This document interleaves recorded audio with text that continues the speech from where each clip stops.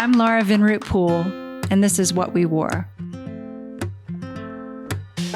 Pati Dubroff is an exceptional makeup artist who works with some of the biggest names in fashion and Hollywood. Her superpower is her ability to make women feel their most beautiful without ever losing the person underneath. I am so excited to talk to you, and I appreciate you doing this so much. I know a little bit about you, so I'm going to act like I don't for some of it. But I do want to start with you. You've told me you have such an interesting childhood.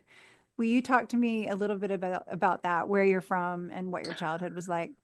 Oh, wow. Well, I was born in Germany, and and then my father is American, my mother's German, and then we moved to the States because my father left his post in Germany. He was in the military. And I grew up in New Jersey. And I grew up like in a kind of a small town in northern New Jersey. But I was close enough to New York City where I knew that it was right there, just right there, an arm's length away. I had relatives in Long Island, and we would go to see them very often. So we would drive from Jersey to Long Island, always passing like that, You just go through Lower Manhattan, right? Yeah, and passing the cityscape, and then passing, and so I was always like, you over there. I'm coming for you as soon as I can. And I did. I moved to New York the second I graduated high school. But I was thinking about, that this is a very, the people that you talk to are fashion people. And I haven't considered myself a fashion person for a really long time. Well, I don't know. I guess just because, beauty's over here, fashion's here. Yes, they intersect, but maybe because of the Hollywood thing, in the mix. But I was thinking about like my beginnings, and I really like started in fashion in so many ways. Even in high school, I was part of a program called DECA, Distributive Education Clubs of America or something. I mean, I might be getting that wrong. My notes are somewhere else. But what it was like, I was studying like marketing. Like in high school, I was studying like marketing, fashion focused marketing, sales, not design per se, but marketing and sales for fashion purposes. And I would do school half a day, and I would work the other half a day as part of this work study DECA program. Wow. So that was the part that I really was like into, because I wanted to get started with life as soon as possible. And then when I moved to New York, I was pursuing makeup. I moved to New York straight after high school. I was pursuing makeup, but I didn't really yet know how to do that, except for, the obvious department store counter. So I got a job I had a couple of retail fashion jobs. I worked at Trash and Vaudeville. Awesome. On St. Mark's Place. Yep. And the thing about Trash and Vaudeville is they really liked me, but I didn't look tough enough, like hardcore punk enough to be on the sales floor. So I got to work with the team. The owners owned a clothing company called Trip, New York City. Mm-hmm. And it was making all this like stretchy black and like black tight jeans and stretchy, like black, like the stuff that would sell in Trash and Vaudeville. I went and worked in their kind of manufacturing loft space. And I would remember like cutting patterns and cutting fabric and doing like whatever they needed me to do, because I was part of the Trash and Vaudeville family. But again, they had me out there in like the, where the clothes were being made. And then I had a stint working at Fiorucci, which is That's fashion. Awesome. Really fashion. Very fashion. Mm-hmm. And then doing makeup, of course. Yeah. Well, but talk to me a little bit about that. Like, what was your first makeup memory as a child? Oh, first makeup memory as a child. Well, I have this very clear vision of myself sitting in front of my mother's makeup mirror as a child and being surrounded by the things. And I've always thought that memory was like 10 years old, but I'm realizing it's a little bit earlier. It's more like 7 or 8. And her makeup mirror surrounded by her things. She had nice things, but she wasn't a great beauty, but she had like some decent things. And she would let me hang out there when she went to work, as long as I didn't make a mess. And so I remember, playing with those magical potions and lotions and powders, and having this distinct thought, like, this is what I want to do when I grow up. And how did you know that it was a thing? I mean, how did you? I didn't. There was like, back then, I mean, we're talking now the 70s, there was no known career as a makeup artist. I guess, a makeup counter was obvious. And then maybe if you put the pieces together, you could see people on a screen, TV, Gilligan's Island, someone must have been doing Ginger's makeup or whatever. Wait, so you really recognize that was a thing, that somebody, that was a job? I didn't recognize the TV and the movie makeup artist part. I didn't get that. Like it wasn't in my awareness, but I recognized the makeup counter part, because I would go to the counter with my mother. So that's why straight from high school, I was like, oh, I'm going to work at a department store in New York City at a makeup counter, because that's how you do makeup.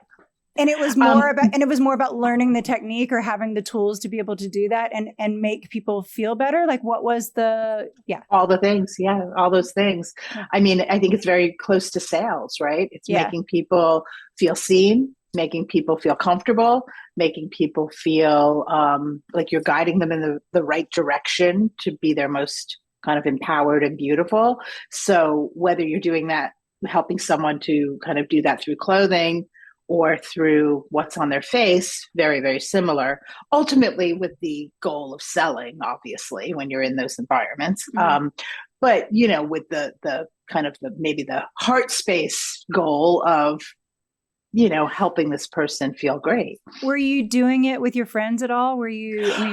And what were you doing with your makeup at that time? Yeah, prior to leaving high school, during middle school and high school, I was the girl who was getting everyone ready for all the plays, all the dances, all like the, everything, every weekend.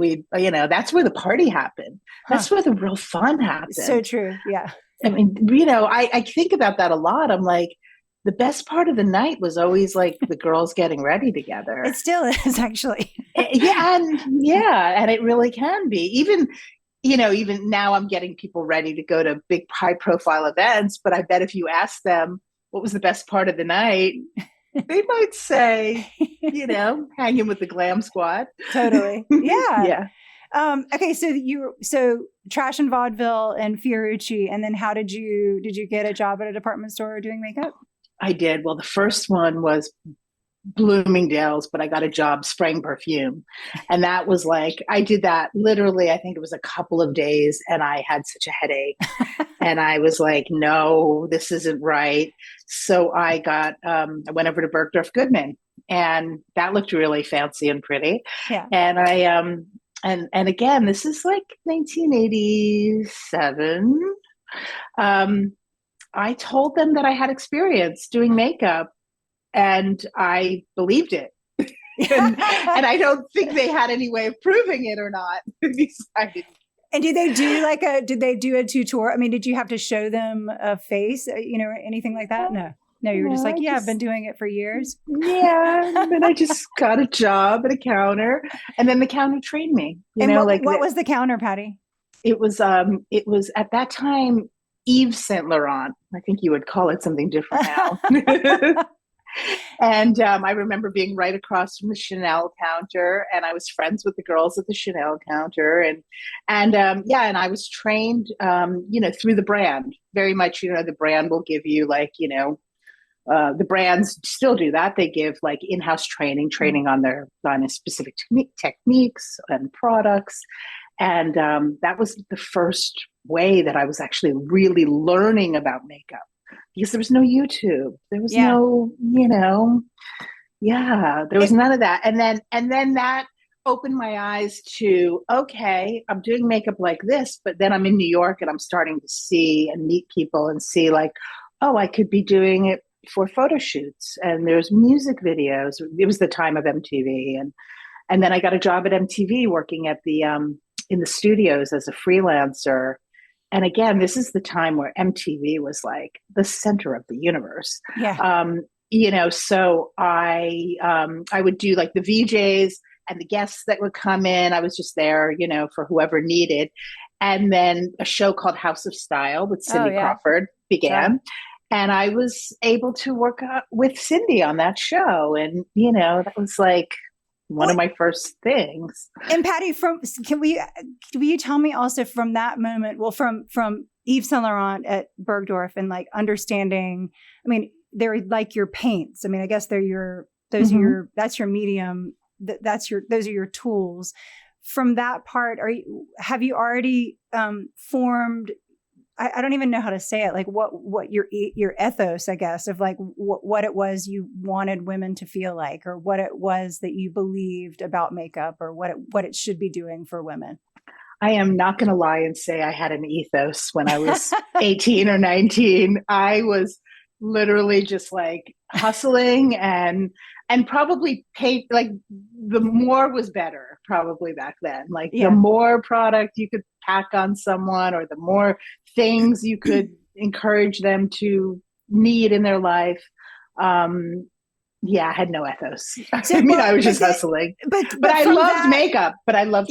And I had a real passion and a real intuitive joy, intuitive spark for it. And then from that, from working with clients and learning sort of the trade, I guess, and then moving to Cindy Crawford, I mean, was that's like the beginning of the supers. Like that's such a huge time.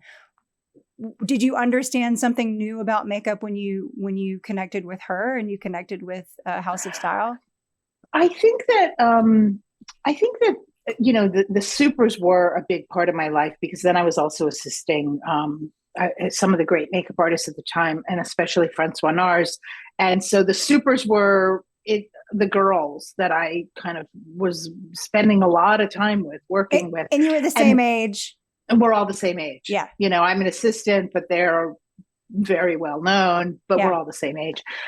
They taught me a lot about me. They taught me, obviously the people I was being mentored by, Francois Nars, I assisted Bobby Brown, I assisted Kevin Aquan, Mary Hauser. Greenwell, Susan Hauser. How did you know? Did I tell you that, or did we connect over that? Research, Patti.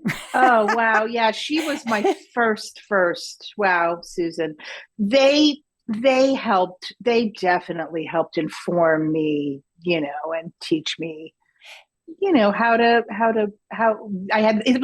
was almost like I see myself as like this wild, like rider of a horse. Like I could get on a horse and I could ride bareback, and any horse I'll jump on and woo. But then they taught me how to refine it and maybe ride, with a more finesse.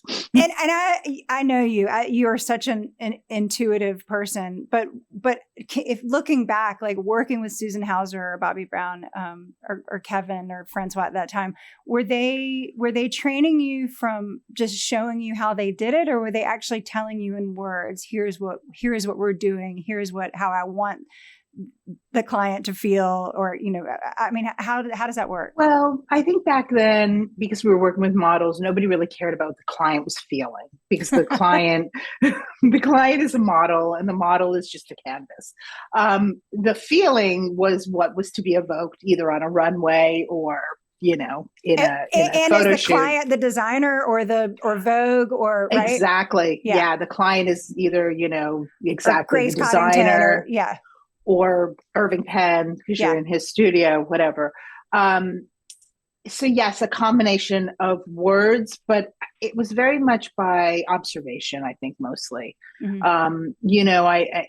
I think that most of my learning was by watching. Talk a little bit about, if you will, about Susan Hauser and how she helped propel your career. Wow, that's such an amazing memory. Like, she was really the first person I assisted. I don't even remember how we met. I wish I would have asked her. I wish I would have checked in with her to ask her.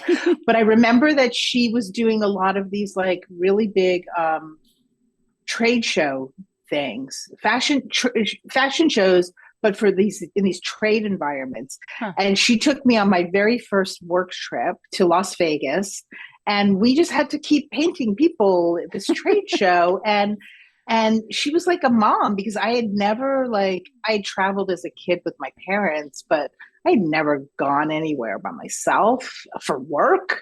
And so there I was, like, traveling for work and not having any clue. So she just, she was just really like this perfect maternal, sweet, but she wasn't old enough to be my mom, but she, like, assumed this role because I was just like, I knew nothing. Yeah, I don't remember anything other. I don't remember any other specific kind of things she taught me other than just how to be. Yeah. In these very early days. That's big. Yeah. Yeah. And then what about working with Francois Nars? Francois, I was with him for like a year and a half as his first assistant, and I traveled with him all the time. Yeah. So I would be we'd be in Milan doing, like, all the shows, and then we'd hop on a plane and we'd go to Paris and we'd do shows, and it was supermodel time. And then when we weren't in the show cycle, he was not working with Stephen Meisel at that time. He was working with everyone else. Him and Stephen had kind of stopped. And so I got to experience Francois in the studio with Irving Penn, Avedon. One day it's Ellen von Unworth. One day we're shooting a Madonna video. Then we're working with Peter Lindbergh. Then we're working with Demarchier. It was like, that was my kind of learning. That was my training ground. Yeah. And it was every day that I was with him, and that's where I learned everything. And that's where I met the people who then gave me a chance to begin my career as me. Yeah, that was a big thing. Did he ever give you any advice? I mean, he gave me advice all the time because, I was, like, having to kind of, like, do for him, whether it was, where to set up the makeup, like, no, don't set up at that table where they have those lights, that makeup light. No. Go to the window, go to a door, set up over there, find a table. We're working in natural light. So that was the first thing. Immediately, like, where to set up was not where they necessarily wanted you to set up. Of course, unless you were in Irving Penn's studio and then you set up where you set up, where they wanted you to set up. But that was but for the most part, we were going to a window, going to a door, getting to the natural light, making everyone figure it out, because that was what was most important, is that we had good light and to do the makeup. And sounds like also just like taking control of the situation and learning to interpret in the moment, like, this is actually how it should look in this light. And another big learning thing from him is that he was very much a minimalist. He wasn't a maximalist. And so his makeup kit would have very few things in it. It wasn't a big thing. And I remember one time it was a box, one of these little boxes. And I remember one time we got to set in the box. I don't know what had happened in the night before, but nothing was left in the box. It was like he'd taken everything out and left 5 things inside the box. And I was a bit like, where's all the stuff? And he was like, it's okay. We do it. And we did an entire face with a concealer, a brown pencil, a lip balm. I feel like that was it. It was like one of these things. It was crazy, but it showed me that with those things, you could do everything. What was it like working in the 90s with the supermodels as your peers? I knew it was special. And they were very famous in that world.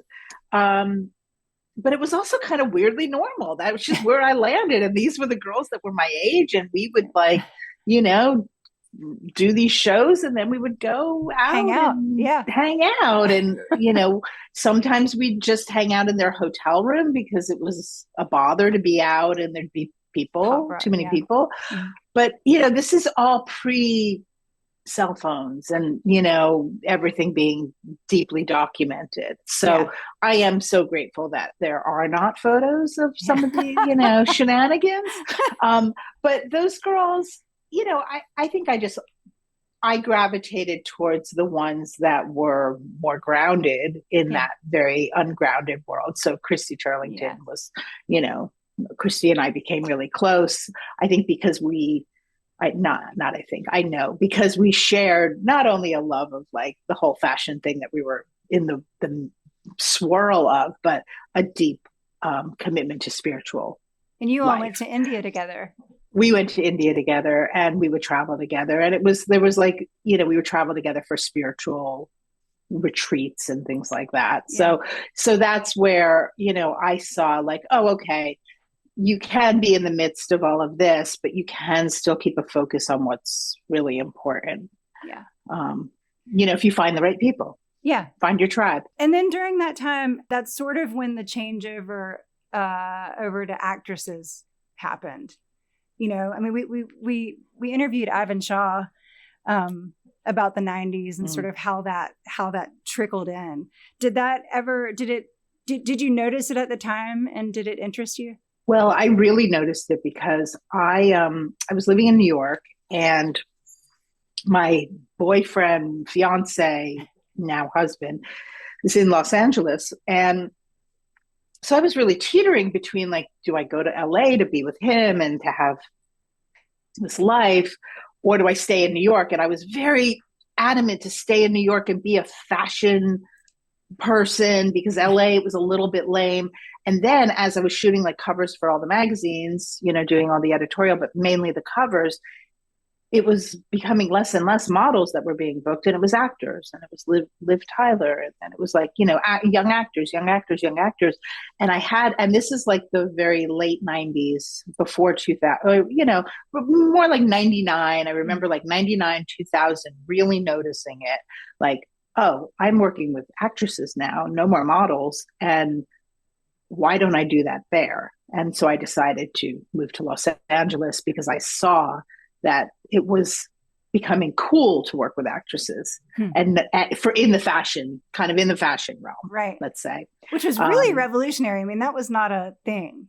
And so what did all the supers do? They were doing shows and advertising. I guess, the advertising, I mean, supers are always going to do advertising, always, like, that's even though, the point.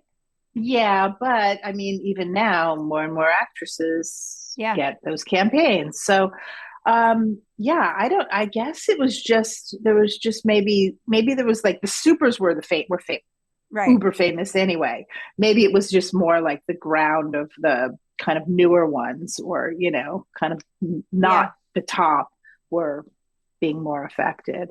But I just remember for me, it was like, oh, why not be in Hollywood, where these women live, if I'm going to be working with these women anyway? Will you describe that plane ride to LA after making the decision? So I made the decision.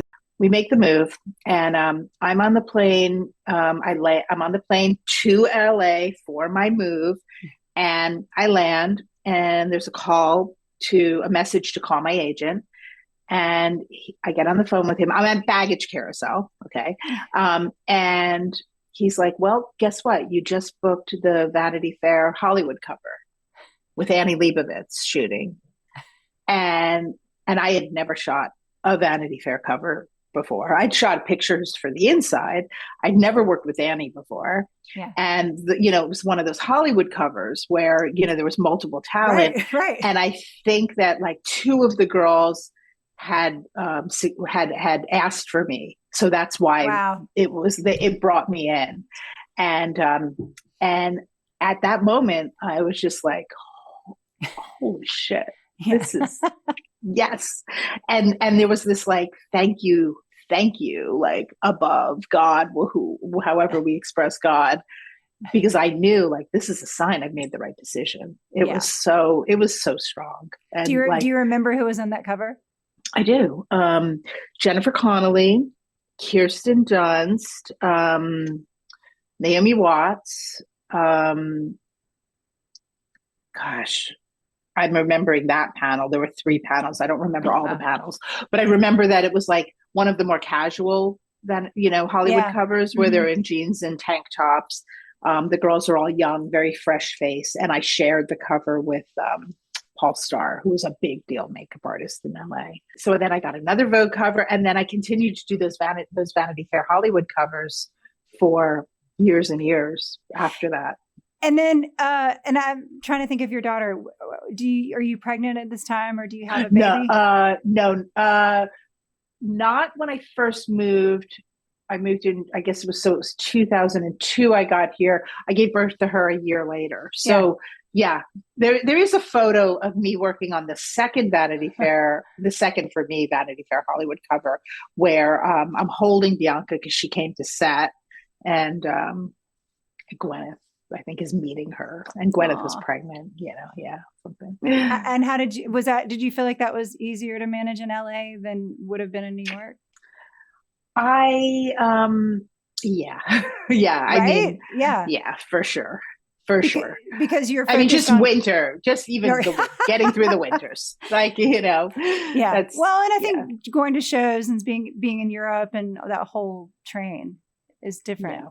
Yeah, and exactly. And being in LA, I mean, I still continue to do a bit of, fashion stuff for sure, but I still did some shows. No, maybe by then I had stopped. By then I had stopped doing shows. By then I was like really much more like, celebrity fashion.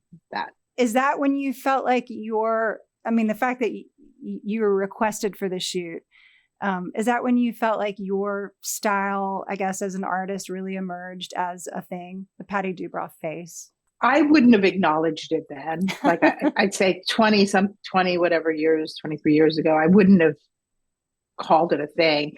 I think maybe now I've come to realize that there's a clear aesthetic.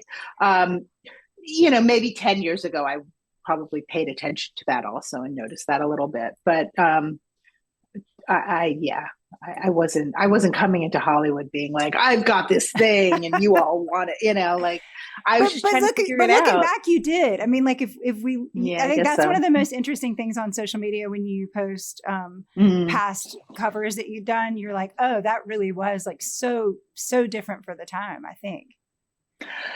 It's true. I mean, I have been pulling up some of those old covers and I realized like, oh, I was always brought in to do that thing, which was to underdo when things were being overdone, and underdoing, I guess, has always been kind of my sweet spot. Yeah. And do you think do you think that's still what your style is now? Yeah, because I even if I tried, I wouldn't be able to pack a ton of products on someone's face. Like it just, I wouldn't be able to do it. Like I have to get pushed really hard to go harder. I can make a statement, but I'm like, I can't lose the person. So then you're in LA and then you're starting to do red carpet. I mean, that's a totally different thing, right? Like, I mean, and did you, I mean, I'm sure you'd done here and there some, but when that became really a thing, who had told you what it needs to look like, or what the, I don't know, even know the words. No one. As you're saying that, I realized like that was not something that someone, mentored me into, like, because, and doing red carpet is like, it is its own thing. Like, and I think the thing that helped me to be able to do red carpet in the way that's needed, which is basically you need to be a retoucher with makeup, right? Because there is no retoucher involved. And I think that that's coming from an earlier generation of not shooting digital and having the face needed to be as perfect as possible, because retouching wasn't even part of the conversation. And so coming from that, but also because I had also kind of come from like this Peter Lindbergh school of, no, you don't put a lot, you don't hide the person, you don't make it too perfect. Mm-hmm. You always leave, kind of this kind of feeling of skin and realness to it. So merging those two things is, how are you perfectionist retoucher without packing on a ton of product and keeping this like kind of like feeling of realness and the person. And so I had to figure out how to mend those two worlds to then put it on a red carpet and make sure that it looked great at noon and then at midnight, right, in the 12-hour span. And did it always work? Not always. No. There's some doozies. I like to come across some doozies in trying to do a thing. But is doing a thing, is it from the client saying, I really want, smoky eyes? And you're like, you really shouldn't be doing smoky eyes because it has to be from whatever. Both. There could be that, like, that's the thing the client wanted and it didn't hold up, or I misstepped. And, maybe I also realized that I would take some kind of editorial tricks and apply them to a red carpet and then see like, oh, that doesn't really work because it doesn't help. Then things don't stick around or stay put as long. Like, for instance, one is like, an editorial trick is to like grease the eyelid. Right. And for the camera, that really helps bring a lot of light to the eye. And even if you're doing something very dark, if you grease that lid, there's some light play within the darkness. That's great. You can control it. You're there touching up all day on set. But then I did that on a red carpet. Cool. We're going to do something really dark, but I'll grease it up so it looked, more destroyed. It just looked like a hot mess by the time, like, like wet tar that it slid, Exactly. And I also like have learned that, I have a comfort zone and if I go out of that comfort zone, maybe it doesn't always go so well, like false lashes could be. Well, that went in the wrong direction for sure. Not you, but just, oh my God. Yeah. Do you remember the first red carpet that you did? I remember Liv Tyler, the Oscars, 1999. She's wearing like a lavender Prada. Yes. She has really short hair. That was my first like Oscars red carpet. That was a big deal. Were you nervous? It felt like it was doing something very extra and special, and I was nervous. Yeah. Yeah. But you knocked it out of the park. She looked gorgeous. She did. And she still does. They still track. Yeah, I got to pull that one up. They track. I mean, maybe I could have powdered a little bit more, in the right places because, powder's like, you don't want to overdo it, but if you underdo it, it can be a little glowy. Are you a critic of your work? I mean, do you go back and do you do that often when you look back and say like, oh, I could have done this? Oh my God. Yeah. Really? Don't we all? I don't know that we all do. I think we probably should to a point because I think that's how you learn. Did you realize, have you ever looked back and realized how physically exhausting what you do is? I guess when I was younger, I just powered through it. But I've had flashes of me like in my makeup kit in the subway in New York. And I'm like, how the hell did I do that? Exactly. Like I have all these physical things that I'm, trying to keep in check now. And a lot of it is because of my kind of years and years of stance in a certain way. Totally. When you're reaching like this and, it can throw things out. But it can be, being a makeup artist is a physically challenging job. And that's why so many people will have assistants with them to handle the physically challenging stuff. I'm not that girl to like have someone around me all the time. I like to have assistants and I like to be a mentor, but I also am very respectful of the person whose makeup I'm doing. Mm-hmm. And it's their space. It's not my space. It's their space. So is it appropriate for me to bring another person into their space? Because if that's not appropriate, I'm going to figure this out. I'm going to open my bag myself and put my stuff on the table and pack it up myself.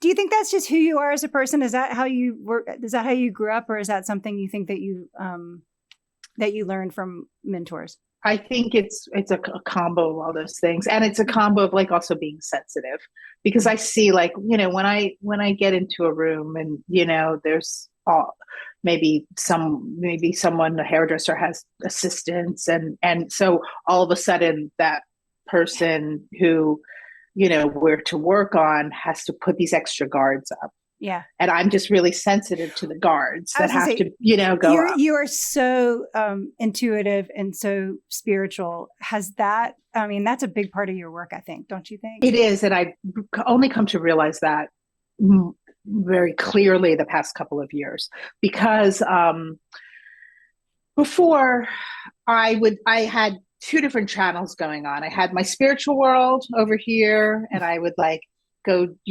tap into my spiritual world, but then I would go back to work, and that was this line over here. Mm-hmm. And they were kind of running side by side, and I would flip flap back and forth. Mm-hmm.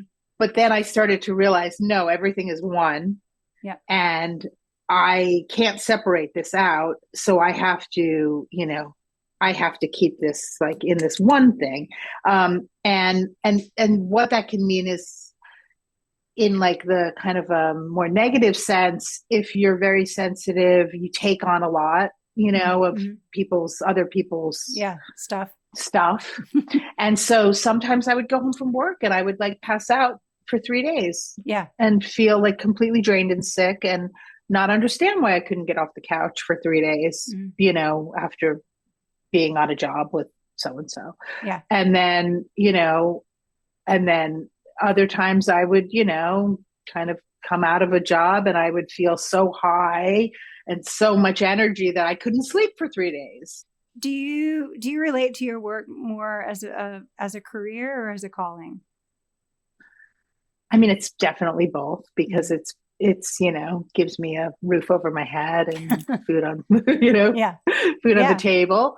And I knew as a little girl that I was obsessed with these magical powders and potions and things, and the transformational, quality and transformational potential that they had. So it's both. Yeah, for sure. I know that I'm very, very fortunate that I am doing the thing that I love as a child and have made a career out of it. I know it's so rare. It's rare. So rare. Yeah. Very rare.